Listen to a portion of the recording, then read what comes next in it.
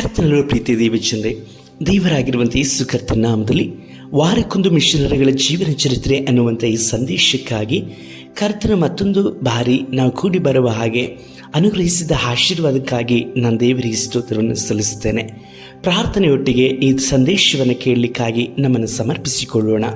ಭೂಮಿ ಆಕಾಶಗಳನ್ನು ಉಂಟು ಮಾಡಿದಂಥ ನಮ್ಮ ಸರ್ವಶಕ್ತನಾದ ದೇವರೇ, ಈ ಸಂಜೆ ವೇಳೆಯಲ್ಲಿ ಅಪ್ಪ ನಿನ್ನ ದಾಸಿ ಸಹೋದರ ನಿಮ್ಮ ಕರೆಗಳಿಗೆ ಒಪ್ಪಿಸಿಕೊಡುತ್ತೇವೆ. ಈ ಸಂದೇಶದ ಮುಖಾಂತರವಾಗಿ ಅವರ ಆಶೀರ್ವಾದವನ್ನು ಹೊಂದಿ ಅವರು ಇಡಲ್ಪಟ್ಟಂತಹ ಪ್ರಾಂತ್ಯ ಸ್ಥಳಗಳು ಮಾತ್ರವಲ್ಲದೆ ಅಪ್ಪ, ಲೋಕದ ಕಟ್ಟ ಕಡೆಯವರೆಗೂ ಸಹ ನಿಮಗೆ ಸಾಕ್ಷಿಗಳಾಗುವ ಹಾಗೆ ಅವರುಗಳನ್ನು ಉಪಯೋಗಿಸಿ ನಡೆಸಿರಿ. ಈ ಸಂದೇಶವನ್ನು ಕೇಳುವಂಥ ಪ್ರತಿಯೊಬ್ಬರ ಜೀವಿತದಲ್ಲೂ ದೊಡ್ಡ ಬದಲಾವಣೆ ಉಂಟಾಗಲಿ. ಯೇಸು ಕರ್ತನ ನಾಮದಲ್ಲಿ ತಂದೆಯೇ, ಆಮೇನ್. ಕರ್ತನಲ್ಲಿರುವ ಪ್ರೀತಿ ದೇವಜನರೇ, ಸತ್ಯವನ್ನು ಅರಸಿ ನಿರಾಶರಾಗಿ ಆತ್ಮಹತ್ಯೆಗೆ ಯತ್ನಿಸಿದ ಒಂದು ಮುಂಚಾನೆ ತನ್ನ ಕೋಣೆಯಲ್ಲಿಯೇ ಯೇಸು ಕ್ರಿಸ್ತನ ದರ್ಶನವನ್ನು ಪಡೆದಂತಹ ವ್ಯಕ್ತಿ ಕೂಡಲೇ ತನ್ನಲ್ಲಿದ್ದ ಶೂನ್ಯತೆ ಅಗಲಿತು. ದೈವಿಕ ಸಮಾಧಾನವನ್ನು ಪಡೆದರು. ತನ್ನ ಕುಟುಂಬದವರಿಂದ ಬಂದಂತಹ ವಿರೋಧ ಅವರ ಕ್ರಿಸ್ತ ನಂಬಿಕೆಯನ್ನು ಕದಲಿಸಲಿಲ್ಲ. ಟಿಬೆಟ್ಟನ್ನು ಭಾರತವನ್ನು ಯೇಸು ಕರ್ತನಿಗೆ ಆದಾಯಪಡಿಸಬೇಕೆಂಬುದಾದಂತಹ ಮಹತ್ತಾಸೆ ಮಾತ್ರವಲ್ಲದೆ ಘನತರವಾದಂತಹ ಕರೆಯುವಿಕೆಯನ್ನು ಸ್ವೀಕರಿಸಲ್ಪಟ್ಟಂತಹ ದೈವ ಮನುಷ್ಯನಾದ ಕಾಡು ಬೆಟ್ಟಗಳಲ್ಲಿ ಅಲೆದಾಡಿದ ಕಾವಿಯ ಉಡುಪನ್ನು ಧರಿಸಿ ಬರಿಕಾಲಿನಲ್ಲಿ ನಡೆದು ಆತ್ಮದಾತನ ಪ್ರೀತಿಯನ್ನು ಎತ್ತಿ ಹಿಡಿಯಲ್ಪಟ್ಟ ಸಮುದ್ರದಾಚೆಯ ದೇಶ ವಿದೇಶಗಳಲ್ಲೂ ಸಹ ಕರ್ತನಿಗೋಸ್ಕರವಾಗಿ ಸಾಕ್ಷಿಯಾಗಿ ಜೀವಿಸಲ್ಪಟ್ಟಂತಹ ನಮ್ಮ ದೇಶದ ದೈವ ಮನುಷ್ಯನ ಬಗ್ಗೆ ನಾವು ಈ ದಿನದಲ್ಲಿ ಧ್ಯಾನಿಸಲಿಕ್ಕಿದ್ದೇನೆ. ಅವರ ಹೆಸರೇ ಸಾಧು ಸುಂದರ್ ಸಿಂಗ್ ಎಂಬುದಾಗಿ ಹೇಳಿ. ಭಾರತವು ದೇವರಲ್ಲಿ ನಂಬಿಕೆ ಇಡುವಂತಹ ದೇಶವಾಗಿದೆ. ಧರ್ಮಗಳಲ್ಲಿ, ದೇವರುಗಳಲ್ಲಿ, ಆಧ್ಯಾತ್ಮಿಕದಲ್ಲಿ ನಮ್ಮ ದೇಶದವರಿಗೆ ಯಾರೂ ಸಹ ಸಾಟಿ ಇಲ್ಲ. ದೇವರು ಸೃಷ್ಟಿಯ ರೂಪದಲ್ಲಿರುವವನು ಎಂಬ ನಂಬಿಕೆಯನ್ನು ಪ್ರತಿಯೊಬ್ಬ ಮನುಷ್ಯನಿಗೂ ಎಳೆ ಪ್ರಾಯದಲ್ಲಿ ಒತ್ತಾಯವಾಗಿ ಹೇಳಲ್ಪಡುವುದರಿಂದ ದೊಡ್ಡವರಾದ ಬಳಿಕವೂ ಈ ಅಭ್ಯಾಸ ಮರೆಯಾಗುವುದಿಲ್ಲ. ಭಾಷೆ, ಬಣ್ಣ, ಧರ್ಮಗಳಿಂದ ವ್ಯತ್ಯಾಸವುಳ್ಳ ಭಾರತ ಪ್ರತ್ಯೇಕವಾದ ಆಧ್ಯಾತ್ಮಿಕಕ್ಕೆ ಸ್ವತಂತ್ರವಿತ್ತಿದೆ. ಧರ್ಮಗಳ ಆಚಾರಗಳನ್ನು ಜೀವಿತದಲ್ಲಿ ಅನುಷ್ಠಾನಗೊಳಿಸುವುದರಲ್ಲಿಯೂ ವೈದಿಕ ಆಚರಣೆಗಳನ್ನು ಅನುಸರಿಸುವುದರಲ್ಲಿಯೂ ಶ್ರಮವಿದ್ದರೂ ಸಹ ಅದನ್ನು ಅನುಸರಿಸುವುದರಲ್ಲೂ ದೇವರ ದರ್ಶನಕ್ಕಾಗಿ ಕಾದಿರುವುದರಲ್ಲಿಯೂ ಒಬ್ಬ ಭಾರತೀಯನು ಪ್ರತಿಯೊಂದು ಪ್ರಯತ್ನದಲ್ಲೂ ಸಹಿಷ್ಣುತೆಯಿಂದ ಮುಂದುವರಿಯುವಂಥ ಈ ನಂಬಿಕೆಯಲ್ಲಿ ಎಷ್ಟು ನಿಶ್ಚಯ, ಎಷ್ಟು ಗಾಢ ನಂಬಿಕೆ. ಉತ್ತರ ಭಾರತದಲ್ಲೂ ದಕ್ಷಿಣ ಭಾರತದಲ್ಲೂ ದೇವ ಭಕ್ತಿ ಇಲ್ಲದ ದೇಶ ಯಾವುದೂ ಇಲ್ಲ. ಎಲ್ಲ ರಾಜ್ಯಗಳಿಗಿಂತಲೂ ವಸ್ತ್ರಾಲಂಕಾರದಲ್ಲಿಯೂ ಭಾಷೆಯಲ್ಲಿಯೂ ಜನರ ಮನೋಭಾವದಲ್ಲೂ ಪ್ರತ್ಯೇಕತೆಯನ್ನು ತೋರಿಸುವುದು ಪಂಜಾಬ್ದ ರಾಜ್ಯ. ಅಲ್ಲಿನ ಜನಗಳಾಗಿ ಇದ್ದಾರೆ. ಪದೇ ಪದೇ ವರ್ಣವನ್ನು ಬದಲಾಯಿಸಿಕೊಳ್ಳುವ ಅಂದದ ಆಕಾಶ, ಮರಗಿಡಗಳು, ತಮ್ಮ ಮುಖಗಳನ್ನು ಮುಸುಕು ಹಾಕಿಕೊಳ್ಳುವಂತಹ ಪ್ರಕೃತಿ ಸೌಂದರ್ಯ ಬಳಸಿ ಸುತ್ತಿ ನಲಿಯುವ ಜೀವವುಳ್ಳ ನದಿಗಳು, ಪ್ರಕೃತಿ ದತ್ತವಾಗಿ ಉಂಟಾಗಿರುವ ಹಸಿರು ಕಾಡುಗಳು, ಆಶ್ರಯ ಕೊಡುವುದಕ್ಕಾಗಿಯೋ ಎಂಬಂತೆ ಕಾಣುವ ಬೆಟ್ಟಗುಡ್ಡಗಳು, ತಮ್ಮ ಕಾಲಗತಿಗಳಿಗನುವಾಗಿ ಗುಂಪು ಗುಂಪಾಗಿ ಅರಳಿ ಕಂಪು ಸೂಸುವ ಪುಷ್ಪಗಳು, ಹೀಗೆ ಅನೇಕ ವಿಧವಾಗಿ ವರ್ಣನೆ ಮಾಡಬಹುದಾದ ಪಂಜಾಬಿನ ರಾಜ್ಯ.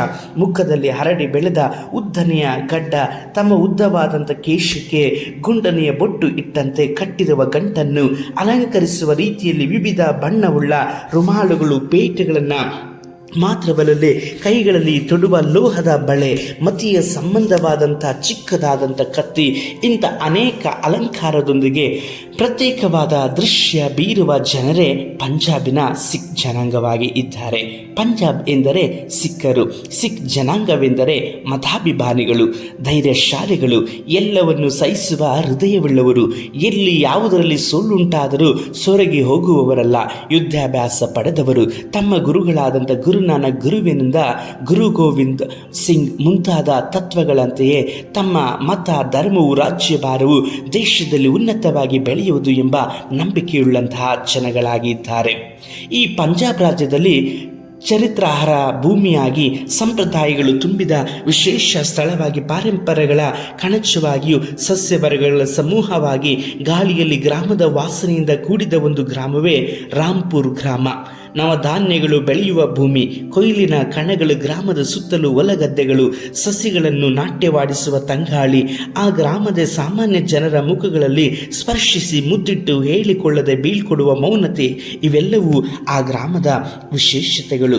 ರಾಂಪುರ್ ಗ್ರಾಮದಲ್ಲಿನ ಜಮೀನ್ದಾರರಲ್ಲಿ ಸರ್ದಾರ್ ಶರ್ ಸಿಂಗ್ ಒಬ್ಬರು. ಜಮೀನುಗಳ ಸಮೃದ್ಧಿಯೊಂದಿಗೆ ಜನವಸತಿಯೊಂದಿಗೆ ನೇಗಿಲನ್ನು ಹಿಡಿದು ನಿಲ್ಲುವ ಅನುಕೂಲಸ್ಥರು.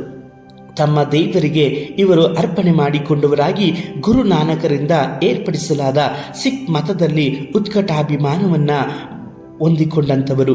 ಈ ಕುಟುಂಬಕ್ಕೆ ಅದರದೇ ಆದಂತಹ ಗೌರವವೂ ಇತ್ತು. ಸರ್ದಾರ್ನ ಅವರ ಕಿರಿಯ ಮಗ ಸುಂದರ್ 1889 ವರ್ಷ ಸೆಪ್ಟೆಂಬರ್ ತಿಂಗಳ 3ನೇ ದಿನದಲ್ಲಿ ಜನಿಸಲ್ಪಟ್ಟಂತಹ ಮಗನು. 7ನೇ ಹುಟ್ಟುಹಬ್ಬ ತನ್ನ ಮುದ್ದು ಮಗನ ಜನ್ಮದಿನವಾದ ಅಂದು ಮನೆಯಲ್ಲಿ ಸಂಭ್ರಮವೋ ಸಂಭ್ರಮ. ಸುಂದರನಿಗೆ ಹೊಸ ಉಡುಪನ್ನು ತೊಡಿಸಿ ಸಿಹಿ ಹಂಚಿದರು. ಇವನ ಅಂಗಿ ಜೇಬಿನಲ್ಲಿ ಉಡುಗೊರೆಯಾಗಿ ಬಂದ ಹಣ ತುಂಬಿತ್ತು. ಇವನ ಮನಸ್ಸು ಆನಂದದಿಂದ ತುಂಬಿ ಇಡೀ ದಿನ ಸಂತೋಷದಿಂದ ನಲಿದನು. ಸುಂದರನ ತಾಯಿಯು ಉತ್ತಮವಾದಂತಹ ಗೃಹಿಣಿ, ಕುಟುಂಬವನ್ನು ವಿಶೇಷವಾಗಿ ನಡೆಸುವಂಥ ಜ್ಞಾನವನ್ನು ಹೊಂದಿಕೊಂಡಿದ್ದಳು. ಮಕ್ಕಳನ್ನು ಸಾಕುವುದರಲ್ಲಿ ಬಹಳ ಗಮನದಿಂದ ಇದ್ದಂಥ ಸ್ತ್ರೀ, ದೇವ ನಂಬಿಕೆಯಲ್ಲಿಯೂ ದೈವ ಭಯವೂ ಉತ್ಕಟ ಅಭಿಮಾನಿಯೂ ಆಗಿದ್ದ. ತನ್ನ ಸಿಖ್ ಮತದಲ್ಲಿ ತೀವ್ರವಾಗಿ ಆಕೆಯು ಆಸಕ್ತಿ ಉಳ್ಳಂಥವಳಾಗಿದ್ದಳು. ತನ್ನ ಕಿರಿ ಮಗನ ಮೇಲೆ ಬಹಳವಾದಂತಹ ಪ್ರೀತಿಯನ್ನು ಇಟ್ಟಂಥವಳು. ಆದ ಕಾರಣ ಅವನಿಗೆ ಭಗವದ್ಗೀತೆಯನ್ನು ಹೇಳಿಕೊಡುತ್ತಿದ್ದಳು. ಭಗವದ್ಗೀತೆಯು ಹಿಂದೂ ಜನರ ಪವಿತ್ರ ಗ್ರಂಥವಾಗಿದೆ. ಇದನ್ನೇ ಸುಂದರನ ತಾಯಿಯು ಹಿಂಬಾಲಿಸಿದಳು. ತನ್ನ ಮಗನೊಂದಿಗೆ ಆಟವಾಡುವ ಸಮಯದಲ್ಲಿ, ಪಾಠ ಹೇಳಿಕೊಡುತ್ತಿದ್ದಂಥ ಸಮಯಗಳಲ್ಲೂ, ಅಂಗಡಿಗೆ ಏನಾದರೂ ಕೊಳ್ಳಲು ಹೋಗುವಾಗಲೂ, ರಾತ್ರಿಯ ಪ್ರಯಾಣ ಮಾಡುವಾಗಲೂ ಗೀತೆಯನ್ನು ಕಲಿಸಿಕೊಡುತ್ತಲೇ ಇರುತ್ತಿದ್ದಳು. ಸುಂದರ್ ಬೆಳೆದಂತೆಲ್ಲ ತನ್ನ ತಾಯಿಯ ಮಡಿಲಲ್ಲಿ ಮಲಗಿ ಆಕೆಯ ಸೊಂಟದಲ್ಲೇರಿ ಕೈ ಹಿಡಿದು ನಡೆದು ಆನಂದಿಸುತ್ತಿದ್ದನು. ತನ್ನ ತಾಯಿಯೊಂದಿಗೆ ದೇವಸ್ಥಾನಕ್ಕೆ ಹೋಗುವುದರಲ್ಲೂ, ತನ್ನ ಮತಗುರುಗಳಿಗೆ ನಮಸ್ಕರಿಸಿ ಆಶೀರ್ವಾದ ಪಡೆಯುವುದರಲ್ಲೂ, ತನ್ನ ತಾಯಿ ಹೇಳುವಂತಹ ಗೀತೆಯ ಸಂಭವಗಳನ್ನು ಕೇಳುವುದರಲ್ಲೂ ಬಹಳ ಗಮನವಿಡುತ್ತಿದ್ದನು. ಇಂಥ ಒಂದು ಅಭಿಮಾನವೂ ಪ್ರೀತಿಯು ಪ್ರಪಂಚವನ್ನು ತಿಳಿಯುವ ಮೊದಲೇ ಆ ಚಿಕ್ಕ ಪ್ರಾಯದಲ್ಲೇ ಸುಂದರ್ನಲ್ಲಿ ಒಂದು ಭಕ್ತಿಯನ್ನುಂಟು ಮಾಡಿತು.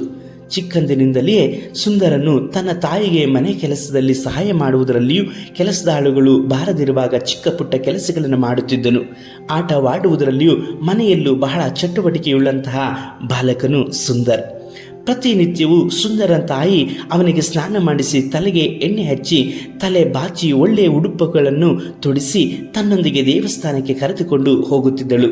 ಒಮ್ಮೆ ಅದೇ ರೀತಿ ಸುಂದರನು ಅವನ ತಾಯಿಯು ತಮ್ಮ ಸಿಖ್ ಮತದ ಸಾಧುಜಿಯನ್ನು ಸಂಧಿಸಲು ಹೊರಟಿದ್ದರು. ಆದರೆ ಅಂದು ಮಾತ್ರ ಒಂದು ವ್ಯತ್ಯಾಸ. ಇತರ ದಿನಗಳಿಗಿಂತ ಅಂದು ಏನೋ ಒಂದು ಹುರುಪು, ಉತ್ಸಾಹ. ಕಾರಣವೇನೆಂದರೆ ಸುಂದರನು ಬಾಯಿಪಾಠ ಮಾಡಿದ್ದಂತಹ ಭಗವದ್ಗೀತೆಯ ಕೆಲವು ಭಾಗಗಳನ್ನು ಸಾಧುಜಿ ಅವರಲ್ಲಿ ಒಪ್ಪಿಸಲು ಹೊರಟಿದ್ದರು. ತನ್ನ ತಾಯಿ ಕಲಿಸಿಕೊಟ್ಟಂತಹ ಗೀತೆಯ ಪಾಠವನ್ನು ಪದೇ ಪದೇ ಹೇಳಿಕೊಂಡು ಸರಿಪಡಿಸಿಕೊಳ್ಳುತ್ತಿದ್ದನು. ತಾಯಿಯು ತನ್ನ ಮಗನ ಬೆಳವಣಿಗೆಯನ್ನು ಕಂಡು ಸಂತೋಷ ಪಡುತ್ತಾ ಇದ್ದಳು. ಮುಖದಲ್ಲಿನ ಉದ್ದದ ಬಿಳಿಯ ಗಡ್ಡದೊಂದಿಗೆ, ತಲೆಯ ರುಮಾಲಿನೊಂದಿಗೆ, ಸೊಂಟದಲ್ಲಿ ಒಂದು ಉದ್ದದ ಕತ್ತಿಯೊಂದಿಗೆ ಆಸೀನರಾಗಿದ್ದ ಸಾಧುಜಿಯನ್ನು ಸಂಧಿಸಿ ಮಾತಾಡಿದರು. ದಿನವೂ ಆ ದೇವಸ್ಥಾನಕ್ಕೆ ಹೋಗುತ್ತಿದ್ದರಿಂದ ಸಾಧುಜಿ ಅವರ ಕುಟುಂಬವನ್ನು ಚೆನ್ನಾಗಿ ತಿಳಿದಿದ್ದರು. ಸಾಧುಜಿ ಸುಂದರನನ್ನು ನೋಡಿ, ಸುಂದರ್, ನಾವು ದೇವರನ್ನು ಹೇಗೆ ಸಂಧಿಸಬಹುದು ಎಂದು ಕೇಳಿದರು. ನಾವು ಭಗವಂತನ ನೀತಿ ನಿಯಮಗಳಿಗೆ ವಿಧೇಯವಾಗುವುದರ ಮೂಲಕವೇ ಭಗವಂತನನ್ನು ತೃಪ್ತಿಗೊಳಿಸಬಹುದು. ಒಳ್ಳೆಯದು, ಬೇರೆ ಯಾವ ರೀತಿ ತೃಪ್ತಿಗೊಳಿಸಬಹುದು ಎಂದು ಕೇಳಿದರು. ನಾವು ಭಗವಂತನನ್ನು ಕುರಿತು ದಿನವೂ ಧ್ಯಾನ ಮಾಡಬೇಕು. ಒಡೆಯನನ್ನು ತೃಪ್ತಿಪಡಿಸಬೇಕಾದರೆ ದೊಡ್ಡ ಶ್ರೀಮಂತರಾಗಿರಬೇಕೆಂದು ಎಣಿಸಬಾರದು. ಅಗತ್ಯತೆ ಮೀರಿದ ಸಂಪತ್ತು ಇರಕೂಡದು. ಎಲ್ಲಕ್ಕಿಂತಲೂ ಹೆಚ್ಚಾಗಿ ನಾವು ಸಾಧುಜಿಗಳಂತೆ ಜೀವಿಸಿದರೆ ಭಗವಂತನನ್ನು ಪೂರ್ಣವಾಗಿ ತೃಪ್ತಿಪಡಿಸಬಹುದು ಎಂದು ಉತ್ತರ ಕೊಟ್ಟನು. ಅಲ್ಲಿದ್ದವರಿಗೆ ಬಹಳ ಆಶ್ಚರ್ಯ. ಸಾಧುಜಿಗೆ ಬಹಳ ತೃಪ್ತಿ. ನಿಂತಿದ್ದ ಸುಂದರನ ತಾಯಿಯನ್ನು ನೋಡಿ ಮುಂದಿನ ಮುಂದಿನ ದಿನಗಳಲ್ಲಿ ಇವನು ಸಿಖ್ ಮತದ ಗುರುವಾಗಿ ಮಾರ್ಪಡುವನು ಎಂದು ಸಾಧುಜಿ ಹೇಳಿದರು. ಪ್ರತಿಯೊಂದು ಕಾರ್ಯದಲ್ಲೂ ಸುಂದರನಿಗೆ ಸಿಖ್ ಮತದಲ್ಲಿ ಅಧಿಕವಾದ ಆಸಕ್ತಿಯುಂಟಾಯಿತು. ಸುಂದರನ ತಾಯಿ ಸಂಸ್ಕೃತವನ್ನು, ಹಿಂದೂ ಮತದ ಆಚಾರ ಪದ್ಧತಿಗಳನ್ನು ಸುಂದರನು ಕಲಿತು ಪ್ರವೀಣನಾಗಲು ಒಬ್ಬ ಬ್ರಾಹ್ಮಣ ಪಂಡಿತನನ್ನು ನೇಮಿಸಿದಳು. ಈ ಆಚಾರ್ಯನು ಸುಂದರನಿಗೆ ಹಿಂದೂ ಮತದ ಸಂಪ್ರದಾಯ ತತ್ವಗಳನ್ನು ಕಲಿಸುತ್ತಾ ಇರುವಲ್ಲಿ ಅವನಿಗೆ ಇರುವ ಸಂದೇಹಗಳನ್ನು ಕೇಳಿ ಪರಿಹರಿಸುತ್ತಿದ್ದರು. ಆದರೆ ಸುಂದರ ನಿಗೂಢವಾದ ಪ್ರಶ್ನೆಗಳಿಗೆ ಸರಿಯಾದ ಉತ್ತರವನ್ನು, ವಿವರಣೆಯನ್ನು ಕೊಡುವುದಕ್ಕೆ ಅವರಿಗೆ ಸಾಧ್ಯವಾಗಲಿಲ್ಲ. ನ್ಯಾಯವಾದ ಪ್ರಶ್ನೆಯೇ ಆಗಿದ್ದಾಗ್ಯೂ ತಕ್ಕ ಉತ್ತರ ಸಿಕ್ಕಲೇ ಇಲ್ಲವಾದುದರಿಂದ ಪರಿಶೋಧಿಸಿ ತಿಳಿಯಬೇಕೆಂಬ ಸ್ಥಿತಿಗೆ ಸುಂದರನು ಬಂದನು. ರಾಂಪುರ್ ಗ್ರಾಮದಲ್ಲಿ ಚಿಕ್ಕ ಮಕ್ಕಳನ್ನು ವಿದ್ಯಾಭ್ಯಾಸಕ್ಕಾಗಿ ಸೇರಿಸುವ ಒಂದು ಕ್ರೈಸ್ತರ ಪ್ರಾಥಮಿಕ ಶಾಲೆ ಇತ್ತು. ಆಂಗ್ಲ ಮಿಷನರಿಗಳಿಂದ ನಡೆಸಲಾಗುತ್ತಿದ್ದಂತಹ ಆ ಶಾಲೆಯು ಗ್ರಾಮದ ಮಕ್ಕಳಿಗೆ ಒಂದು ಸೌಲಭ್ಯ. ಸುಂದರನು ಸಹ ಈ ಶಾಲೆಯಲ್ಲಿ ಕಲಿತನು. ತನ್ನ ಮನೆಯ ಸಮೀಪದಲ್ಲಿದ್ದರೂ ತನ್ನ ಸೌಕರ್ಯಕ್ಕೆ ತಕ್ಕ ಹಾಗೆ ಶಾಲೆ ಎಂದುಕೊಂಡು ಅಲ್ಲಿಯೇ ಓದುತ್ತಿದ್ದನು. ಅವನಿಗೆ ಕೆಲವು ಸ್ನೇಹಿತರು ಇದ್ದರು. ಅವರೆಲ್ಲರೂ ಸಿಖ್ಖರ ಮಕ್ಕಳೇ, ಹಿಂದೂ ಧರ್ಮದ ಪ್ರಕಾರ ಬೆಳೆದವರು. ಒಂದು ದಿನ ಈ ಶಾಲೆಯ ಉಪಾಧ್ಯಾಯರು ಕ್ರೈಸ್ತರ ಹೊಸ ಒಡಂಬಡಿಕೆಯನ್ನು ಓದುವಂತೆ ಎಲ್ಲರಿಗೂ ಅಪ್ಪಣೆ ಮಾಡಿದರು. ಅದು ಕ್ರೈಸ್ತರ ಶಾಲೆಯಾದ್ದರಿಂದ ಕ್ರಮವಾಗಿ ಕ್ರೈಸ್ತರ ಸಂಪ್ರದಾಯಗಳನ್ನು ಅನುಸರಿಸಲಾಗುತ್ತಿತ್ತು. ಆ ಒಂದು ಕ್ರಮವೇ ಹೊಸ ಒಡಂಬಡಿಕೆಯನ್ನು ಓದುವ ಪದ್ಧತಿ. ಶಾಲೆಯ ವಿರಾಮದ ವೇಳೆಯಲ್ಲಿ ಎಲ್ಲರೂ ಹೊರಗೆ ಹೋದರು. ಆಗ ಮಕ್ಕಳು ಗುಂಪು ಗುಂಪಾಗಿ ಆಟವಾಡುತ್ತಿದ್ದರು. ಆದರೆ ಅಲ್ಲಿ ದೂರದಲ್ಲಿ ಒಂದು ಗುಂಪು ಮಾತ್ರ ಬೇರೆ ವಿಧವಾದ ಗುಜುಗುಜು ಮಾತಾಡುವ ಶಬ್ದ ಕೇಳಿಸುತ್ತಿತ್ತು. ಸುಂದರನು ಅವನ ಸ್ನೇಹಿತನು ಬೆಳಿಗ್ಗೆ ತಮ್ಮ ತರಗತಿಯ ಉಪಾಧ್ಯಾಯರು ಹೇಳಿದ್ದನ್ನು ಕುರಿತು ವಿವಾದ ಮಾಡುತ್ತಿದ್ದರು. ನಾವು ಸಿಖ್ಖರು, ನಮ್ಮ ಮತದ ಪದ್ಧತಿಯಂತೆ ನಾವೆಲ್ಲರೂ ಭಗವದ್ಗೀತೆಯನ್ನು, ಆದಿ ಸಂಕೀರ್ತನೆಗಳನ್ನು ಓದುವವರಾಗಿರಬೇಕು. ಇವರು ಹೊಸ ಧರ್ಮದ ಪುಸ್ತಕವನ್ನು ಓದಲು ಹೇಳುವುದು ಹೇಗೆ ಎಂದು ಸುಂದರನು ಸ್ವಲ್ಪ ಕೋಪಾವೇಶದಿಂದ ವಾದ ಮಾಡಿ ತನ್ನ ಸ್ನೇಹಿತರ ಜೊತೆಯಲ್ಲಿ ಕೇಳುತ್ತಿದ್ದನು. ನಾವು ಯಾಕೆ ಕ್ರೈಸ್ತ ಮತದ ಪುಸ್ತಕವನ್ನು ಓದಬೇಕು? ನಾವು ಏನು ಪರಂಗಿಯವರ ಎಂದು ಅವನ ಮತ್ತೊಬ್ಬ ಸ್ನೇಹಿತನು ಸಹ ಕೇಳಿದನು. ನಾವು ಸಿಖ್ಖರು, ಅದನ್ನು ಓದಕೂಡದು ಎಂದು ಮಾತಾಡಿಕೊಂಡಿದ್ದೇವೆ. ಸರಿ, ತರಗತಿಯಲ್ಲಿ ಬೇರೆಯವರೆಲ್ಲ ಹೇಗೆ ತೆಗೆದುಕೊಂಡರು, ಅವರೆಲ್ಲ ಯಾಕೆ ಇದನ್ನು ತೆಗೆದುಕೊಂಡು ಅಷ್ಟು ಉತ್ಸಾಹದಿಂದ ಓದುತ್ತಾರೆ ಎಂದು ಮತ್ತೊಬ್ಬನು ಕೇಳಿದನು. ನನಗೆ ನನ್ನ ತಾಯಿ ಚಿಕ್ಕ ವಯಸ್ಸಿನಿಂದಲೂ ಗೀತೆಯನ್ನು, ಸಾಧುಜಿಯ ಗುಣಗಳನ್ನು ಹೇಳಿಕೊಡುತ್ತಲೇ ಇದ್ದಾರೆ. ಅದು ಮಾತ್ರವೇ ಅಲ್ಲ, ನನಗೋಸ್ಕರ ಒಬ್ಬ ಪಂಡಿತರನ್ನು ಏರ್ಪಾಡು ಮಾಡಿ ಕಲಿಸುವಂತೆ ಹೇಳಿದ್ದಾರೆ ಎಂದು ಸುಂದರರು ಎಲ್ಲ ಸ್ನೇಹಿತರಿಗೂ ಹೇಳಿದನು. ಈ ಮಾತುಗಳು ಮುಗಿಯುತ್ತಿದ್ದ ಹಾಗೆ ಶಾಲೆಯ ಗಂಟೆ ಬಾರಿಸಿತು. ಎಲ್ಲ ವಿವಾದಗಳನ್ನು ಮುಗಿಸಲಾರದಂತೆ ಎಲ್ಲರೂ ಬೇರೆ ಬೇರೆಯಾದರೂ ಸಾಯಂಕಾಲ ವಾಡಿಕೆಯಂತೆ ಬರುವ ಸಂಸ್ಕೃತ ಬೋಧಕರು ಬಂದರು. ಸುಂದರನು ಅಂದು ಗಮನದಿಂದ ಪಾಠಗಳನ್ನು ಕೇಳಿದನು. ಮನಸ್ಸಿನಲ್ಲಿ ಒಂದರ ಹಿಂದೆ ಒಂದರಂತೆ ಉದ್ಭವಿಸುವ ಸಂಶಯಗಳನ್ನು ಆ ಬೋಧಕರ ಬಳಿ ಕೇಳಿದನು.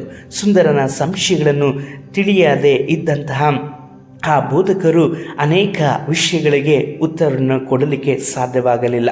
ನೀನು ದೊಡ್ಡವನಾದ ಬಳಿಕ ಎಲ್ಲವೂ ನಿನಗೆ ಅರ್ಥವಾಗುತ್ತದೆ, ಈಗ ಪಾಠವನ್ನು ಗಮನಿಸು ಎಂದು ಅವನನ್ನು ಪ್ರಶ್ನೆಗಳಿಗೆ ಮರುತ್ತರವನ್ನು ಕೊಡುತ್ತಾ ಇದ್ದರು.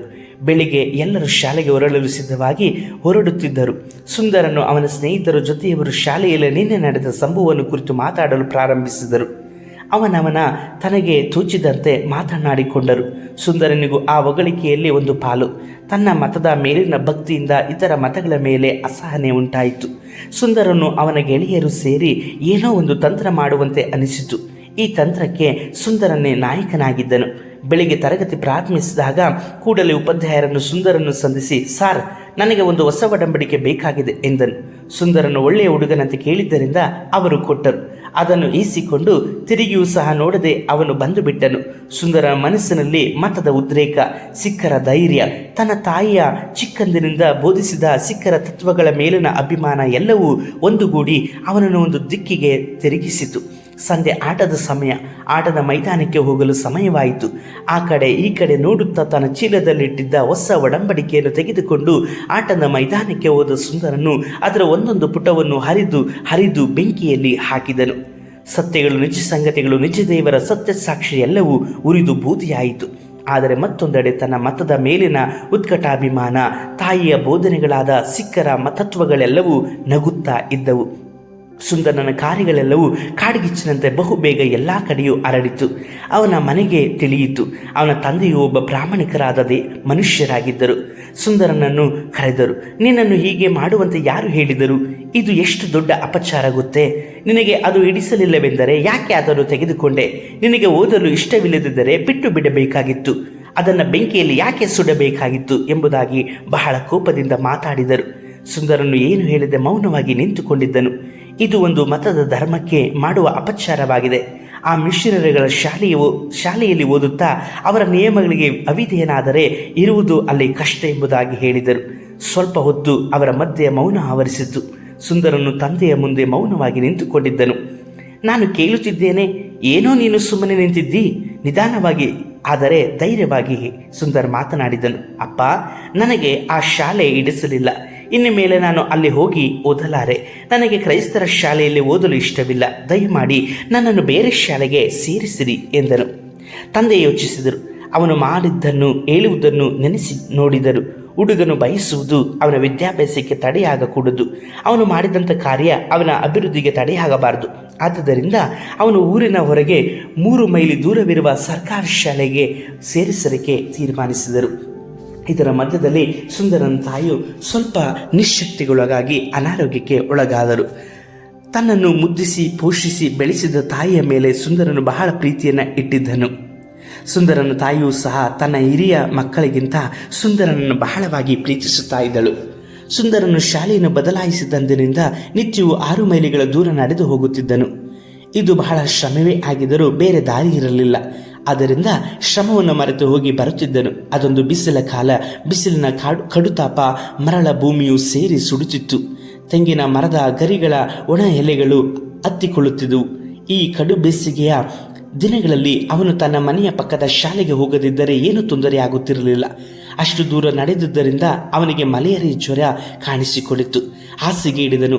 ವ್ಯಾಧಿಯು ಅವನನ್ನು ಹಿಡಿದಿದ್ದರಿಂದ ಬಲಹೀನಾಗಿ ಎದ್ದು ನಿಲ್ಲುವಲಿಕ್ಕೂ ಸಾಧ್ಯವಾಗಲಿಲ್ಲ. ಕ್ರೈಸ್ತ ಶಾಲೆಯ ಮೇಲಿದ್ದಂತಹ ಕೋಪದಿಂದಾಗಿ ಇವೆಲ್ಲವನ್ನು ಸಹ ಸಹಿಸಿಕೊಂಡನು. ಆದರೆ ಆಗ ತಾನೇ ಅವನು ತನ್ನ ಸಿಖ್ ಮತದ ಅಭಿಮಾನವನ್ನು ಕುರಿತು ಯೋಚನೆ ಮಾಡಲಿಕ್ಕೆ ಪ್ರಾರಂಭಿಸಿದನು. ಹಾಸಿಗೆಯಲ್ಲಿ ಮಲಗಿದ್ದಂತೆಯೇ ತನ್ನ ಚಿಂತನೆಯನ್ನ ಗಾಳಿಯಲ್ಲಿ ತೇಲಲು ಬಿಟ್ಟನು. ತನ್ನ ಮನಸ್ಸಿನಲ್ಲಿರುವ ಅತೃಪ್ತಿ, ತನ್ನ ಪ್ರಶ್ನೆಗಳಿಗೆ ಉತ್ತರವಿಲ್ಲದೇ ಇರುವಂತಹ ಸಂಗತಿಗಳು, ತನ್ನ ಸಂಸ್ಕೃತ ಪಂಡಿತರು ಹೇಳಿದಂತೆ ಆಧಾರ ರಹಿತವಾದಂತಹ ಉರುಳಿಲ್ಲದೆ ಇರುವಂತಹ ಸಂಪ್ರದಾಯಗಳು, ಇವುಗಳೆಲ್ಲವೂ ಸಹ ಅವನು ಗಾಢವಾಗಿ ಯೋಚಿಸುವ ಹಾಗೆ ಮಾಡಿತು. ತನ್ನ ಸತ್ಯ ಸಂಶೋಧನೆಗೆ ಉತ್ತರ ಬೇಕು. ಮೊದಲು ತನ್ನ ಆರೋಗ್ಯ ಸರಿಯಾಗಲಿ ಎಂದು ಕಾದುಕೊಂಡನು. ಬಳಲಿ ತೆಳೆಗಾಗಿದ್ದ ತನ್ನ ಶರೀರ ಬತ್ತಿ ಹೋದಂತಹ ಕೆನ್ನೆಗಳು, ಕಾಂತಿಹೀನವಾದ ಕಣ್ಣುಗಳು, ತಡವರಿಸುವ ಕಾಲುಗಳು, ಹೀಗೆ ರೂಪವೇ ಬದಲಾದ ಸುಂದರನಿಗೆ ಅಷ್ಟು ದೂರ ನಡೆದು ಶಾಲೆಗೆ ಹೋಗುವುದು ಸಾಧ್ಯವಾಗಲಿಲ್ಲ. ಪ್ರತಿನಿತ್ಯವೂ 6 ಮೈಲಿ ನಡೆದು ಹೋಗುವುದಾದರೆ ಅವನ ದೇಹದ ಆರೋಗ್ಯ ಇನ್ನೂ ಕೆಟ್ಟು ಹೋಗುವುದು. ಪುನಃ ಆತನು ತಂದೆಯ ಬಳಿಯಲ್ಲಿ ಬಂದು ಪುನಃ ನಾನು ಅದೇ ಮಿಷನರಿ ಶಾಲೆಗೆ ಹೋಗುವನು ಎಂಬುದಾಗಿ ಹೇಳಿದನು. ಮಾತ್ರವಲ್ಲದೆ ಹಳೆಯ ಸಂಭವವನ್ನು ಮರೆಯಲು ಅವನಿಗೆ ಸಾಧ್ಯವಾಗಲಿಲ್ಲ. ಅದೇ ತರಗತಿ, ಅದೇ ಆಟದ ಮೈದಾನ, ಅವನು ತನ್ನ ಸ್ನೇಹಿತರೊಂದಿಗೆ ಆಟವಾಡುತ್ತಿದ್ದ ಮೈದಾನ, ಆಡಿದಂಥ ಮಾತುಗಳು, ಮಾಡಿದ ತುಂಟತನ, ಅಂದು ಬೂದಿಯಾಗಿ ಹೋದ ಹೊಸ ಒಡಂಬಡಿಕೆ, ಇವೆಲ್ಲ ಒಂದೊಂದಾಗಿ ನೆನೆಸಿಕೊಂಡನು. ಇವನ ಆಪ್ತನಾದ ಮತ್ತೊಬ್ಬ ಸಿಖ್ ವಿದ್ಯಾರ್ಥಿ ಸುಂದರನಿಗೆ ಸ್ನೇಹಿತನಾದನು. ಸುಂದರನು ತನ್ನ ದೇಹಾಲಾಸ್ಯದ ನಿಮಿತ್ತವಾಗಿ ಪುನಃ ಆ ಶಾಲೆಗೆ ಬಂದು ಸೇರಿದನೇ ಹೊರತು ಕ್ರೈಸ್ತ ಶಾಲೆಯ ಮೇಲಿನ ಅಭಿಮಾನದಿಂದ ಆತನ ತಂದೆ ಹೇಳಿದ ಮಾತಿನಿಂದಲೂ ಸೇರಲಿಲ್ಲ. ಈಗ ಮತ್ತೊಬ್ಬ ಸಿಖ್ ವಿದ್ಯಾರ್ಥಿ ಸುಂದರನ ಆಪ್ತ ಸ್ನೇಹಿತನಾದನು. ಜೀವಿತದ ಮೊಗ್ಗುಗಳು ಹೂವಾಗಿ ಅರಳಬೇಕಾದ ದಿನಗಳಾಗಿದ್ದವು. ಆಹಾ, ಒಂದು ಕರಾಳ ದಿನ ಬಂದಿತು. ದುಃಖವು ಜಲಪ್ರಳಯವಾಗಿ ಹರಿದ ದಿನ, ಅವನ ಹೃದಯ ಒಡೆದು ಹೋದ ದಿನ, ಮನಸ್ಸು ಮುರಿದು ಹೋದ ದಿನ. ಅದು ಯಾವ ದಿನ ಗೊತ್ತಾ? ತನ್ನನ್ನು ಲಾಲನೆ ಪಾಲನೆ ಮಾಡಿದಂತಹ, ತಾನು ಅತ್ತಾಗ ತನ್ನ ದುಃಖವನ್ನು ಸೆರಗಿನಲ್ಲಿ ಹೊರಿಸಿದಂತಹ, ತನಗೆ ಚಂದಮಾಮನ ಕಥೆಗಳನ್ನು ಹೇಳಿಕೊಟ್ಟಂತಹ, ಮಾತ್ರವಲ್ಲದೆ ಮತಾಭಿಮಾನದ ಹುಚ್ಚುಗಳನ್ನು, ಮತಾಭಿಮಾನದ ಕಥೆಗಳನ್ನು ಹೇಳಿಕೊಟ್ಟಂತಹ, ಹಿಂದೂ ಮತದ ಮೇಲೆಯೂ ಭಗವದ್ಗೀತೆ ಮೇಲೆಯೂ ಅಪಾರವಾದಂತಹ ಅಭಿಮಾನ ಹುಟ್ಟಿಸಲ್ಪಟ್ಟಂತಹ ತನ್ನ ತಾಯಿ ಅಗಲಿಸುವಿಕೆಯಂತಹ ದಿನ ಬಂದೇ ಬಿಟ್ಟಿತ್ತು. 1000 ಸಾರಿ ನಾನು ಹೇಳಿದ ಮಾತು ಅಮ್ಮ ಎಂಬ ಪದ, ಬೆಳಗಿನಿಂದ ಸಾಯಂಕಾಲದವರೆಗೆ ನಾನು ಹೇಳಿದ ವಾರ್ತೆ ಅಮ್ಮ, ನನ್ನನ್ನು ಲಾಲಿಸಿ ಪಾಲಿಸಿ ನನ್ನ ತಲೆಗೆ ಎಣ್ಣೆ ಹಚ್ಚಿ ಮುಖಕ್ಕೆ ಪೌಡರ್ ಹಾಕಿದ್ದು ನನ್ನ ಅಮ್ಮನೇ, ಬೆಳಿಗ್ಗೆ ಸಮಯಗಳಲ್ಲಿ ನನಗೆ ಒಳ್ಳೆಯ ಉಡುಪನ್ನು ಹಾಕಿ ದೇವಸ್ಥಾನಕ್ಕೆ ಕರೆದುಕೊಂಡು ಹೋಗುತ್ತಿದ್ದ ನನ್ನ ಅಮ್ಮ, ಗಿಣಿಪಾಠ ಹೇಳಿಕೊಡುವಂತೆ ಗೀತೆಯನ್ನು ಹೇಳಿಕೊಡುತ್ತಿದ್ದ ಅಮ್ಮ, ನಾನೊಬ್ಬ ಸಾಧುಜಿ ಆಗಬೇಕೆಂಬುದಾಗಿ ಅಪೇಕ್ಷೆ ಪಡುತ್ತಿದ್ದಂತಹ ತನ್ನ ಪ್ರೀತಿಯ ಅಮ್ಮ ಸತ್ತು ಹೋಗಿದ್ದಳು. ನಾನು ಅರಗಿಸಿಕೊಳ್ಳಲಾರದಂತಹ ಸಂಭವವಾಗಿದೆ. ನನ್ನನ್ನು ಬಿಟ್ಟು ನನ್ನ ಅಮ್ಮ ಎಂದೂ ಬೇರೆಯಾಗಿರಲಿಲ್ಲ. ಇನ್ನು ಮೇಲೆ ನಾನು ಹೇಗೆ ಒಂಟಿಯಾಗಿರುವೆನು ಎಂದೆಲ್ಲ ಯೋಚಿಸಿದನು. ತಾಯಿಯನ್ನು ಕಳೆದುಕೊಂಡಂತಹ ಮುದ್ದು ಮಗನ ಮನಃಶಾಂತಿ ಕದಡಿ ಹೋಯಿತು. ತಂದೆಯು ಶೋಕದ ಕಡಲಲ್ಲಿ ಮುಳುಗಿದ್ದರು. ಕುಟುಂಬವು ದುಃಖದಲ್ಲಿ ಮುಳುಗಿತು. ಈ ಸ್ಥಿತಿಯಲ್ಲಿ ಶಾಲೆಗೆ ಹೋಗಬೇಕು. ತನ್ನ ಚಿಕ್ಕ ಪ್ರಾಯದಲ್ಲಿ ಇಂಥ ಒಂದು ದೊಡ್ಡ ಪರಿಸ್ಥಿತಿ ಬಾಳಿನಲ್ಲಿ ಉಂಟಾಗಬಹುದೆಂಬ ಯಾವ ಯೋಚನೆಯನ್ನು ಸಹ ಸುಂದರನು ಮಾಡಿರಲಿಲ್ಲ. ತನ್ನ ಕಣ್ಣೀರನ್ನು ತಾನೇ ಒರೆಸಿಕೊಂಡು ಮುಂದಿನ ಭವಿಷ್ಯದೆಡೆಗೆ ಹೆಜ್ಜೆ ಹಾಕಲಾರಂಭಿಸಿದನು ಸುಂದರನು. ತಂದೆಯ ಧೈರ್ಯವು ಇವನನ್ನು ಸ್ವಲ್ಪವಾಗಿ ಸಂತೈಸಿತು. ಪುನಃ ಗೀತೆಯನ್ನು ಓದಲಾರಂಭಿಸಿದನು. ಅದರಲ್ಲಿ ಹೇಳಿರುವ ಶಾಂತಿಯನ್ನು ಹುಡುಕಿದನು. ಅವನ ಮನಸ್ಸಿನಲ್ಲಿ ಯಾವ ವಿಷಯದಲ್ಲಿಯೂ ಸಹ ಶಾಂತಿ ಸಿಗಲಿಲ್ಲ. ಅದು ಗೀತೆಯಲ್ಲಿದೆ ಎಂದು ತನ್ನ ತಾಯಿ ಹೇಳಿದ್ದನ್ನು ಕೇಳಿದ್ದನು. ಆದರೆ ಗೀತೆಯಲ್ಲಿ ಇದ್ದಂತಹ ಯಾವ ವಿಷಯವೂ ಸಹ ಅವನಿಗೆ ಶಾಂತಿ ಸಮಾಧಾನವನ್ನು ಕೊಡಲಿಲ್ಲ. ಈ ಸಮಯದಲ್ಲಿ ಮತ್ತೊಂದು ಬರಸಿಡಿಲು ಅವನ ಕುಟುಂಬಕ್ಕೆ ಬಡಿಯಿತು. ತನ್ನ ಹುಟ್ಟು ಮನೆಯ ಹಿರಿಯ ಮಗ ಸುಂದರನ ಪ್ರೀತಿಯ ಅಣ್ಣ ತೀರಿ ಹೋದನು. ಗಾಯದ ಮೇಲೆ ಗಾಯ ಎಂಬಂತೆ ಅವನಿಗೆ ಆಯಿತು. ಆಘಾತವಾಯಿತು. ಅವನ ಎಳೆಯ ಹೃದಯ ನಲುಗಿತು. ಪ್ರೀತಿಯ ತಾಯಿಯು ಮರೆಯಾದ ಶೋಕವನ್ನು ಮರೆಯಲು ಯತ್ನಿಸುತ್ತಾ ಇರುವಂಥ ಸಮಯದಲ್ಲೇ ಪುನಃ ಶೋಕ ಅವನ ಜೀವಿತದಲ್ಲಿ ಬಂದುಬಿಟ್ಟಿತ್ತು. ಶಾಂತಿಯನ್ನು ಸಮಾಧಾನವನ್ನು ಕಳೆದುಕೊಂಡ ಮನಸ್ಸು ಪ್ರಶ್ನೆಗಳನ್ನು ಕೇಳುತ್ತಲೇ ಇತ್ತು. ಕುಟುಂಬದಲ್ಲಿ ಪದೇ ಸಂಭವಿಸಿದ 2 ಮರಣಗಳು. ಇದನ್ನು ಸಹಿಸಲು ಯಾರಿಂದ ಆಗುತ್ತದೆ? ಸುಂದರನು ಅವನ ತಂದೆಯು ಏಕಾಂಗಿಯಾದರು. ಈ ಸ್ಥಿತಿಯಲ್ಲಿ ಸುಂದರನು ಶೂನ್ಯವನ್ನು ಚಿಂತೆಯನ್ನು ಅನುಭವಿಸುತ್ತಿದ್ದನು. ಪ್ರಪಂಚದಲ್ಲಿ ಸ್ಥಿರವಾದುದು ಒಂದೂ ಇಲ್ಲ. ಸ್ಥಿರವಾದುದು ದೇವನ ಸತ್ಯತೆ ಒಂದೇ ಎಂಬುದನ್ನು ಅರಿತ ಸುಂದರನು ಸಿಕ್ಕ ಕೀರ್ತನೆಗಳನ್ನು, ಹಿಂದೂ ಧರ್ಮದ ಸಿದ್ಧಾಂತಗಳನ್ನು, ಮಹಮ್ಮದೀಯರ ಕುರಾನನ್ನು ಓದಲಾರಂಭಿಸಿದನು. ಮನೆಯಲ್ಲಿ ವಿಶ್ರಾಂತಿಯಲ್ಲಿ ಸಮಯಗಳನ್ನು ನಿದ್ರಿಸದೆ ಓದುತ್ತಲೇ ಇದ್ದನು. ತನಗೆ ಮೆಚ್ಚುಗೆಯಾದ ವಾರ್ತೆಗಳನ್ನು ಬಾಯಿಪಾಠ ಮಾಡಿದ್ದನು. ಈ ರೀತಿ ವೇದ ಉಪನಿಷತ್ತುಗಳನ್ನು ಓದಿದಂತೆಲ್ಲ ಇವನಿಗೆ ಅಸಮಾಧಾನವು, ಕಳವಳವು ಹೆಚ್ಚಿದೆ ಹೊರತು ಸಮಾಧಾನ ದೊರಕಲಿಲ್ಲ. ಒಂದು ದಿನ ಶಾಲೆಯ ಆಟದ ಮೈದಾನದಲ್ಲಿ ಆಟವನ್ನು ನೋಡುವುದಕ್ಕಾಗಿ ಸುಂದರನು ಹೋಗಿದ್ದನು. ಆಟವನ್ನು ಕಂಡು ಆನಂದಿಸುತ್ತಲೇ ಇರುವಾಗಲೇ ಪಕ್ಕದಲ್ಲಿದ್ದ ಒಂದು ಪಾಳು ಮಂಟಪದ ಸಮೀಪಕ್ಕೆ ಹೋದನು. ಆಗ ಅವನ ಕಿವಿಗಳಲ್ಲಿ ಏನೋ ಒಂದು ಶಬ್ದ ಕೇಳಿಸಿತು. ಇದು ಏನು ಶಬ್ದ? ಯಾರ ಸ್ವರ? ಮಾನವರ ಸ್ವರವೇ? ಹೌದು, ಸಂಶಯವಿಲ್ಲ ಎಂದುಕೊಳ್ಳುತ್ತಾ ಆ ಸ್ವರ ಕೇಳಿಸಿದ ಕಡೆಗೆ ನಡೆದನು. ಯಾರಿದು? ಮೊಣಕಾಲೂರು ನಿಂತು ಏನು ಗುಣುಗುತ್ತಿದ್ದಾನಲ್ಲ, ಅವನು ನನ್ನ ತರಗತಿಯ ವಿದ್ಯಾರ್ಥಿಯಲ್ಲವೇ? ಇವನು ಏನು ಮಾಡುತ್ತಿದ್ದಾನೆ ಎಂದುಕೊಂಡು ಒಂದು ಬದಿಗೆ ನಿಂತು ಅವನ ಮಾತುಗಳನ್ನು ಗಮನಿಸಿದನು. ಸ್ನೇಹಿತನೊಂದಿಗೆ ಮಾತನಾಡುವಂತೆ ಇಷ್ಟು ಅನ್ಯೂನತೆಯಿಂದ ಸ್ವತಂತ್ರವಾಗಿ ದೇವರೊಟ್ಟಿಗೆ ಮಾತನಾಡುತ್ತಿದ್ದಾನಲ್ಲ. ಸುಂದರನ ಕಣ್ಣುಗಳಲ್ಲಿ ಮಾತ್ರವಲ್ಲದೆ ಕಿವಿಗಳಲ್ಲಿ ನಂಬಲಿಕ್ಕೆ ಸಾಧ್ಯವಿಲ್ಲ. ಕ್ರೈಸ್ತ ವಿದ್ಯಾರ್ಥಿ ಪ್ರಾರ್ಥನೆ ಮಾಡುತ್ತಲೇ ಇದ್ದನು. ಪಕ್ಕನೆ ಸುಂದರನ ಹೆಸರು ಅವನ ಪ್ರಾರ್ಥನೆಯ ಮಧ್ಯೆ ಕೇಳಿಸಿತು. ಸುಂದರನಿಗಾಗಿ ಅವನು ಪ್ರಾರ್ಥಿಸಿದನು. ಹೌದು, ಸುಂದರನ ತಾಯಿಗಾಗಿ ಪ್ರಾರ್ಥಿಸಿದನು. ಸುಂದರನಿಗೆ ಬಹಳ ಆಶ್ಚರ್ಯ. ಇವನು ಯಾರು? ನಾನು ಯಾರು? ಇವನು ನನಗಾಗಿ ಯಾಕೆ ಪ್ರಾರ್ಥಿಸುತ್ತಿರುವನು ಎಂದೆಲ್ಲ ಅವನ ಚಿಂತನೆಯಲ್ಲಿ ದೂರವಾಯಿತು. ಹೌದು, ಅವನ ಕೈಗಳಲ್ಲಿರುವುದು ಅದು ಏನು? ಅಂದು ಉಪಾಧ್ಯಾಯರು ಕೊಟ್ಟಂಥ ಹೊಸ ಒಡಂಬಡಿಕೆ ಅಲ್ಲವೇ? ಅದನ್ನಿಟ್ಟುಕೊಂಡು ಇವನು ಯಾಕೆ ಪ್ರಾರ್ಥಿಸಬೇಕು? ಆ ಪುಸ್ತಕದಲ್ಲಿ ಏನು ತಾನೇ ಇದೆ ಎಂದು ಯೋಚಿಸಲಿಕ್ಕೆ ಆರಂಭಿಸಿದನು. ತನ್ನ ಪ್ರಾರ್ಥನೆಯನ್ನು ಮುಗಿಸಿಕೊಂಡು ಆ ಕ್ರೈಸ್ತವ ವಿದ್ಯಾರ್ಥಿ ಎದ್ದು ಹೋಗಿಬಿಟ್ಟನು. ಆದರೆ ಸುಂದರನಿಗೆ ಆ ಸ್ಥಳವನ್ನು ಬಿಟ್ಟು ಹೋಗಲಿಕ್ಕೆ ಮನಸ್ಸಾಗಲಿಲ್ಲ. ಆ ಪ್ರಾರ್ಥನೆಯ ಒಂದೊಂದು ವಾರ್ತೆಯ ಚಲನಚಿತ್ರದಂತೆ ಸುಂದರನ ಮನೋನೇತ್ರದಲ್ಲಿ ಹಾದು ಹೋಯಿತು. ಇದಕ್ಕೆ ಯಾಕೆ ನಾನು ನೊಂದುಕೊಳ್ಳಬೇಕು ಎಂದು ಕೊಂಡನು. ಸಾಯಂಕಾಲ ಶಾಲೆ ಮುಗಿದ ಬಳಿಕ ಮನೆಗೆ ಹೋದನು.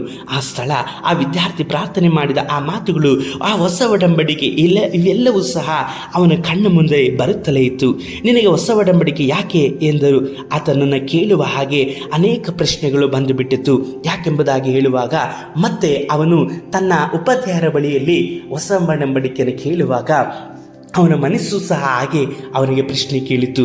ಮಾತ್ರ ಉಪಾಧ್ಯಾಯರು ಸಹ ಯಾಕೆ ನಿನಗೆ ಹೊಸ ಒಡಂಬಡಿಕೆ ಎಂಬುದಾಗಿ ಕೇಳಿದರು. ಆದರೆ ಓದಲು ಆಸೆಯಾಗಿದೆ ಎಂಬುದಾಗಿ ಸುಂದರ ಉತ್ತರ ಕೊಟ್ಟನು. ಅವರು ಒಬ್ಬ ಒಳ್ಳೆಯ ಕ್ರೈಸ್ತ ಬೋಧಕರು, ಬೇರೆ ಏನು ಕೇಳಲಿಲ್ಲ. ಒಂದು ಹೊಸ ಒಡಂಬಡಿಕೆಯನ್ನು ತೆಗೆದುಕೊಟ್ಟರು. ಅನೇಕ ದಿನಗಳಿಂದ ನೊಂದು ಬೆಂದಿದ್ದ ಮನಸ್ಸಿಗೆ ಏನನ್ನು ಓದಲು ತೋಚಿಸಲಿಲ್ಲ. ಹೃದಯದಲ್ಲಿ ಅತೃಪ್ತಿಯು ಅಶಾಂತಿಯು ತಾಂಡವಾಡುತ್ತಿತ್ತು. ಈಗಲೇ ಓದಿದ ಗೀತೆಯು ವೇದಾಂತಗಳು ಮರೆತು ಹೋಗಿದ್ದವು. ಆದರೆ ಚಿಕ್ಕಂದಿನಿಂದ ಬಂದಿರುವ ಸಂಶಯಗಳು, ಗೊಂದಲಗಳು ಇನ್ನೂ ತೀರಲಿಲ್ಲ. ಹಾಗಿರುವಾಗ ಈ ಪುಸ್ತಕ ಮಾತ್ರದಿಂದ ತನ್ನ ಮನಸ್ಸಿಗೆ ಶಾಂತಿ ಸಿಕ್ಕಿದೆ ಎಂದು ವಿರಕ್ತಿಯಿಂದ ತೆರೆದನು. ನೀವೆಲ್ಲರೂ ನನ್ನ ಬಳಿಗೆ ಬನ್ನಿರಿ, ನಾನು ನಿಮಗೆ ವಿಶ್ರಾಂತಿ ಕೊಡುವೆನು ಎಂಬುದಾಗಿ ಹೇಳಲ್ಪಟ್ಟಂಥ ಮತ್ತಾಯ 11:28 ವಾಕ್ಯವು ಮಾತ್ರವಲ್ಲದೆ ನೀತಿಗೆ ಹಸಿದು ಬಾಯಾರಿದವರು ಧನ್ಯರು, ಅವರಿಗೆ ತೃಪ್ತಿಯಾಗುವುದು ಎಂಬುದಾಗಿ ಹೇಳಲ್ಪಟ್ಟಂತಹ ಮತ್ತಾಯ 5:6 ವಚನವು ನಿಮ್ಮ ವೈರಿಗಳನ್ನು ಪ್ರೀತಿಸಿರಿ, ನಿಮ್ಮನ್ನು ಹಿಂಸೆ ಪಡಿಸುವವರಿಗೋಸ್ಕರ ದೇವರನ್ನು ಪ್ರಾರ್ಥಿಸಿರಿ, ನಿಮ್ಮನ್ನು ಹಗೆ ಮಾಡುವವರಿಗೆ ಉಪಕಾರ ಮಾಡಿರಿ, ನಿಮ್ಮನ್ನು ಶಪಿಸುವವರಿಗೆ ಆಶೀರ್ವಾದ ಮಾಡಿರಿ, ನಿಮ್ಮನ್ನು ಬೈಯುವವರಿಗೋಸ್ಕರ ದೇವರನ್ನು ಪ್ರಾರ್ಥಿಸಿರಿ ಎಂಬುದಾಗಿ ಹೇಳಲ್ಪಟ್ಟಂಥ ಲೂಕ 6:27 ಮತ್ತಾಯ 5:44 ವಾಕ್ಯವು ನಾನೇ ಮಾರ್ಗವು ಸತ್ಯವೂ ಜೀವವೂ ಆಗಿದ್ದೇನೆ, ನನ್ನ ಮೂಲಕವಾಗಿ ಹೊರತು ಯಾರು ತಂದೆ ಬಳಿಗೆ ಬರುವುದಿಲ್ಲ ಎಂಬುದಾದಂತಹ ಯೋಹಾನ 14:6 ವಚನಗಳು ಸುಂದರನ ಕಣ್ಣುಗಳಲ್ಲಿ ನೀರು ತುಂಬುವ ಹಾಗೆ ಮಾಡಲ್ಪಟ್ಟಿತು. ತನ್ನ ತಲೆಯಲ್ಲಿ ಯಾರೋ ಹೊಡೆದಂಥ ಒಂದು ಆಘಾತ. ಇಂದು ಮುಂದು ಪುಟಗಳನ್ನು ತಿರುಗಿಸಿ ಓದಿದನು. ಏನೂ ಅರ್ಥವಾಗಲಿಲ್ಲ. ಅವನ ಮನಸ್ಸಾದರೂ ಸತ್ಯವನ್ನು ಅರಿತುಕೊಳ್ಳುವ ಕಾತುರವುಳ್ಳದ್ದಾಗಿತ್ತು. ಈ ಯೇಸುಸ್ವಾಮಿ ಯಾರು? ಹೇಗೆ ಬಂದನು? ಎಲ್ಲಿಂದ ಬಂದನು? ಯಾಕೆ ಬಂದನು? ಪ್ರಶ್ನೆಯ ಮೇಲೆ ಪ್ರಶ್ನೆ, ಸಂಶಯದ ಮೇಲೆ ಸಂಶಯ. ಎಲ್ಲವೂ ಗಲಿಬಿಲಿ, ಮನಸ್ಸಿನ ಭಾರವು ಹೆಚ್ಚಿತು. ಆತ್ಮೀಕ ಸತ್ಯತೆಯನ್ನು ಕಂಡು ಅರಿಯಲು ಮನಸ್ಸು ತೊಯ್ದಾಡುತ್ತಿತ್ತು. ಬೆಳಗಾಯಿತು, ಶಾಲೆಯು ಪ್ರಾರಂಭವಾಯಿತು. ತನ್ನ ಉಪಾಧ್ಯಾಯರು ಎಲ್ಲಿ? ಮೊದಲು ಅವರನ್ನು ಸಂಧಿಸಬೇಕು, ಅವರೊಟ್ಟಿಗೆ ಮಾತನಾಡಬೇಕು, ತನ್ನ ಸಂಶಯಗಳನ್ನೆಲ್ಲವನ್ನ ಅವರ ಬಳಿಯಲ್ಲಿ ಕೇಳಿಕೊಳ್ಳಬೇಕು ಎಂಬುದಾಗಿ ಹೇಳಿ ಎಲ್ಲವನ್ನು ನೆನೆಸಿಕೊಂಡು ಶಾಲೆಗೆ ಬಂದನು. ಸುಂದರ್ ಇಬ್ಬರನ್ನು ಸಂಧಿಸಿದರು, ಪ್ರಶ್ನೆಗಳನ್ನು ಕೇಳಿದರು, ಉತ್ತರವನ್ನು ಹೇಳಿದನು. ಆದಾಮನಿಂದ ಪ್ರಾರಂಭಿಸಿದವರು ಕ್ರಿಸ್ತನ ಪುನರುತ್ಥಾನದವರೆಗೆ ಹೇಳಿದರು. ಮೌನವಾಗಿ ಕೇಳಿದನು. ದೇವರು ಲೋಕದ ಮೇಲೆ ಎಷ್ಟೋ ಪ್ರೀತಿಯನ್ನಿಟ್ಟು ತನ್ನ ಒಬ್ಬನೇ ಮಗನನ್ನು ಕೊಟ್ಟನು. ಆತನ ನಂಬುವ ಒಬ್ಬನಾದರೂ ನಾಶವಾಗದೆ ಎಲ್ಲರೂ ನಿತ್ಯ ಜೀವವನ್ನು ಪಡೆಯಬೇಕೆಂದು ಆತನನ್ನು ಕೊಟ್ಟನು ಎಂದು ಬೋಧಕರು ಹೇಳಿದ ವಾಕ್ಯವನ್ನು ಸುಂದರ ಗುರುತು ಮಾಡಿಕೊಂಡನು. ಇಬ್ಬರ ಸಂಭಾಷಣೆ ಮುಗಿತು. ಸಾಯಂಕಾಲ ಮನೆಗೆ ಹಿಂದಿರುಗಿದಾಗ ಅನೇಕ ಅಭಿಪ್ರಾಯಗಳು, ಅಂದಾಜುಗಳು ಅವನೊಳಗೆ ಎದ್ದು ಮರೆಯಾದವು. ಈ ಬೋಧಕನು ಏನೋ ನೂತನವಾದದ್ದನ್ನು ಹೇಳಿದರಲ್ಲ, ಅವೆಲ್ಲವ ನಿಜವೇ? ಇದುವರೆಗೂ ನಾನು ಕೇಳಿದ್ದೇ ಇಲ್ಲವಲ್ಲ. ಇದುವರೆಗೂ ನಾನು ಓದಿದ್ದು ತಿಳಿದಿದ್ದು ಏನು? ಅದು ಸತ್ಯವೇ ಅಸತ್ಯವೇ ಎಂಬುದಾಗಿ ಸುಂದರನು ಆತನು ಪ್ರಶ್ನಿಸಿಕೊಂಡನು.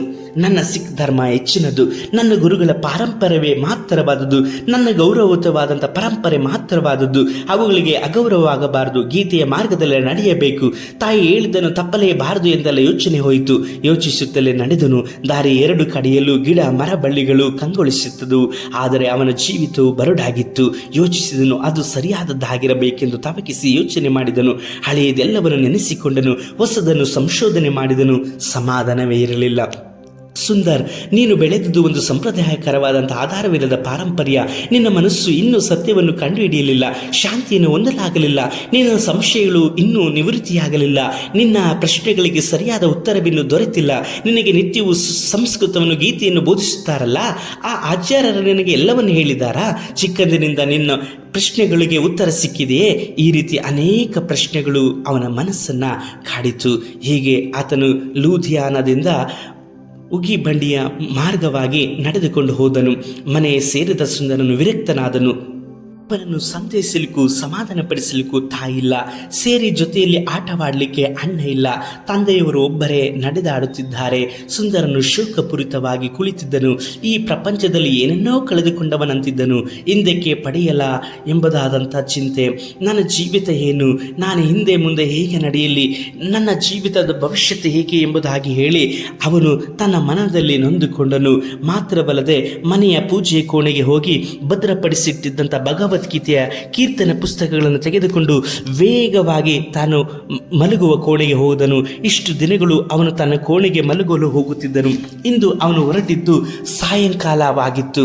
ಆದರೆ ಆ ಸಾಯಂಕಾಲದ ಸಮಯದಲ್ಲಿ ಅವನು ಗೀತೆಯನ್ನು ಓದಲಿಕ್ಕಾಗಿಯೂ ಮಾತ್ರವಲ್ಲದೆ ಮಲಗಿಕೊಳ್ಳಲಿಕ್ಕಾಗಿ ಹೋಗಲಿಲ್ಲ, ಸಾಯಲಿಕ್ಕಾಗಿ ಹೋದನು. ಕರ್ತನ ಪ್ರೀತಿಯ ದೇವಜನರೇ, ಸುಂದರ್ ನಂತರದಲ್ಲಿ ಅವನ ಜೀವಿತವೇನಾಯಿತು? ಅವನು ಸತ್ತು ಹೋದನ? ಅವನು ಸಾಯಲಿಕ್ಕಾಗಿ ಪ್ರಯತ್ನಿಸಿದನು, ಆದರೆ ಅವನಿಗೆ ಸಾವು ಸುಲಭವಾಗಿ ಸಿಕ್ಕಿತ. ಈ ರೀತಿಯಾದಂಥ ಕಾರ್ಯಗಳನ್ನು ಮುಂದಿನ ವಾರದಲ್ಲಿ ಕರ್ತನ ಚಿತ್ತವಿರುವುದಾದರೆ ನಾವು ತಿಳಿದುಕೊಳ್ಳೋಣ. ಈ ಸಮಯದಲ್ಲಿ ಪ್ರಾರ್ಥನೆ ಮಾಡೋಣ. ಸರ್ವಶಕ್ತನಾದ ದೇವರೇ, ಯೇಸು ಕರ್ತನ ನಾಮದಲ್ಲಿ ನಾವು ಪ್ರಾರ್ಥಿಸ್ತಾ ಇದ್ದೀನಪ್ಪ. ನಿಮ್ಮನ್ನು ಅರಿಯದೇ ಇರುವಂಥ ಜನಗಳನ್ನು ಸಂಧಿಸುವಂಥ ದೇವರು ನೀವು ಮಾತ್ರವೇ ಆಗಿದ್ದುಕೊಂಡು ಈ ಸಂದೇಶವನ್ನು ಕೇಳುತ್ತಿರುವಂಥ ಒಬ್ಬೊಬ್ಬರ ಜೀವಿತವನ್ನು ಮುಟ್ರಿ, ಅವರ ಮನಸ್ಸಿನಲ್ಲಿರುವಂಥ ಖಿನ್ನತೆ, ನೋವು, ದುಃಖ, ಅಸಮಾಧಾನ, ಕಣ್ಣೀರುಗಳೆಲ್ಲವನ್ನು ಪರಿಹಾರ ಮಾಡಿ ಅವರ ಜೀವಿತದಲ್ಲಿ ನಿಮ್ಮನ್ನು ಸೇವಿಸುವ ಹಾಗೆ ಸಮಾಧಾನವನ್ನು, ಸಂತೋಷವನ್ನು, ಪ್ರೀತಿಯನ್ನು ಅನುಗ್ರಹಿಸಿಕೊಟ್ಟು ಸಾಕ್ಷಿಯಾಗಿ ನಿಲ್ಲಿಸ್ರಿ. ಯೇಸು ಕರ್ತನ ನಾಮದಲ್ಲಿ ತಂದೆಯೇ, ಆಮೇನ್. ಕರ್ತನ ಪ್ರೀತಿಯ ದೇವ ಜನರೇ, ಈ ಸಂದೇಶ ನಿಮಗೆ ಪ್ರಯೋಜನಕರವಾಗಿರುವುದಾದರೆ ಇದನ್ನು ಮತ್ತೊಬ್ಬರಿಗೆ ಕಳುಹಿಸಲ್ಪಡ್ರಿ. ಮಾತ್ರವಲ್ಲದೆ ನಿಮ್ಮ ಯಾವುದೇ ಪ್ರಾರ್ಥನಾ ಮನವಿಗಳಿರುವುದಾದರೂ ಸಹ ನಮ್ಮೊಡನೆ ನೀವು ಹಂಚಿಕೊಳ್ಳಬಹುದು. ನಾವು ನಿಮಗೋಸ್ಕರವಾಗಿ ಪ್ರಾರ್ಥಿಸಲಿಕ್ಕೆ ಆಸಕ್ತರಾಗಿಯೂ ಪ್ರೀತಿಯುಳ್ಳವರಾಗಿಯೂ ಇದ್ದೇವೆ. ಮಾತ್ರವಲ್ಲದೆ ನಮಗೋಸ್ಕರವಾಗಿಯೂ ಪ್ರಾರ್ಥನೆ ಮಾಡಿರಿ. ಕರ್ತನು ಕೊಟ್ಟಂಥ ಸೇವೆಯನ್ನು ನಾವು ನಂಬಿಗಸ್ತರಾಗಿ ಮಾಡಲಿಕ್ಕಾಗಿಯೂ ಬೇಕಾದಂಥ ಎಲ್ಲ ಅಗತ್ಯತೆಗಳನ್ನು ಸಹ ಕರ್ತನು ಒದಗಿಸಿಕೊಡುವ ಹಾಗೆ ಪ್ರಾರ್ಥಿಸಿಕೊಳ್ಳ್ರಿ. ಕರ್ತನ ಬರೋಣ ತಡವಾಗುವುದಾದರೆ ಮುಂದಿನ ವಾರದಲ್ಲಿ ನಾವು ಮುಂದುವರಿಯಲ್ಪಟ್ಟಂತಹ ಸಂದೇಶ ಭಾಗವನ್ನು ಧ್ಯಾನಿಸೋಣ. ಕರ್ತನು ನಿಮ್ಮನ್ನು ಆಶೀರ್ವಾದ ಮಾಡಲಿ. ಶುಭ ಸಂಜೆ.